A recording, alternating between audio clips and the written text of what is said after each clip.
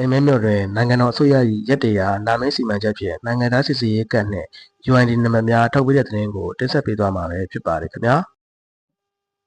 နိုင်ငံတော်အစိုးရ၏ရက်100လာမင်းစီမံချက်ဖြင့်နိုင်ငံသားစစ်ဆေးရေးကတ်ပြားများပြုလုပ်ပေးခြင်းနှင့်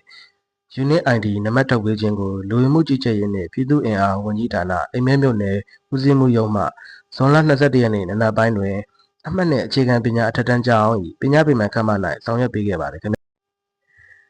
ရှေးဦးစွာမြောက်မြခရိုင်စီမံခန့်ခွဲရေးနှင့်အုပ်ချုပ်ရေးကော်မတီဥက္ကဋ္ဌဦးမောင်မောင်ကအဖွဲ့မှစကားပြောကြားခဲ့ပါတယ်ခင်ဗျာဆက်လက်ပြီးလူဝင်မှုကြီးကြပ်ရေးနှင့်ပြည်သူ့အင်အားဝန်ကြီးဌာနအိမ်မဲမြို့နယ်ဦးစီးမှုရုံးမှနိုင်ငံတော်အစိုးရ၏ရက်100လာမင်းစီမံချက်ဖြင့်ဆောင်ရွက်ပြီးစီးသည့်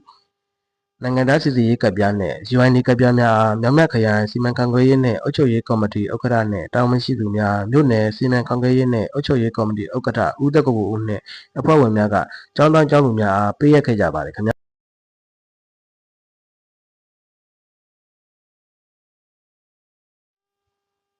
အဆိုပါရက်100လာမင်းစီမံချက်ဖြင့်လုပ်ငန်းဆောင်ရွက်ရာမှာအသက်18နှစ်ပြည့်တော်လဲအကြောင်းအမျိုးမျိုးကြောင့်နိုင်ငံသားစစ်ဆေးရေးကတ်ပြားနှင့် UID ကတ်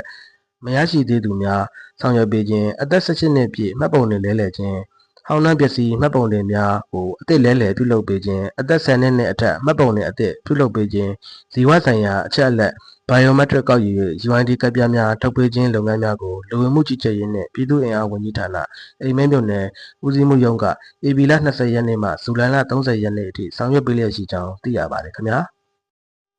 ဒီသတင်းကိုအိမ်မဲမြို့နယ်ပြန်ကြားရေးနှင့်ပြည်သူ့ဆက်ဆံရေးဦးစီးဌာနမှကျွန်တော်ဦးချစ်သက်လည်းပြပို့ထားတာဖြစ်ပါတယ်ခင်ဗျာ